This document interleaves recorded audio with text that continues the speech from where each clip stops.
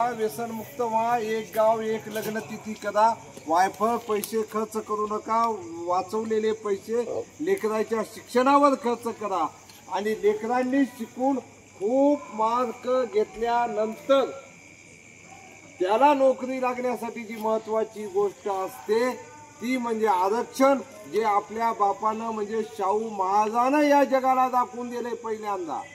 शाहू महाराजांना हे आरक्षण झगडा करून आपण मिळवूया. कोणी अनाजी पंत येऊ द्या, कोणी येऊ द्या, आपण सगळ्यात मोठे आहोत. मोठं कोणी सांगा? मुख्यमंत्री मोठा आहे का? मुख्यमंत्र्याची निवड कोण करतय? नाही, आमदार करतात. मुख्यमंत्र्याची निवड कोण करतय? आणि आमदाराचं बटन कोण दाबतय? आपण बटन नाही दाबलं तर आमदाराचा जन्म होईल का? मग आपण मोठे का आमदार मोठा? आपण मोठे का मुख्यमंत्री मोठा? कोणाच्या पाठीमागे फिरायला पाहिजे?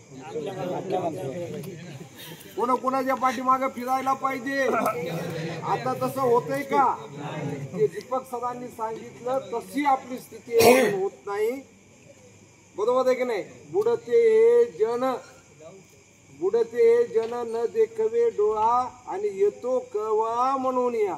म्हणून ते मनोज दादा पुढे झालाय. आपण भरभक्कमपणे त्याच्या पाठीमागे उभं राहूया, एक भिंत तयार करूया, आपलं छाताड हे सह्याद्रीचं एखादा पहाडासारखं करूया, नजर बैल ससाण्यासारखी करूया.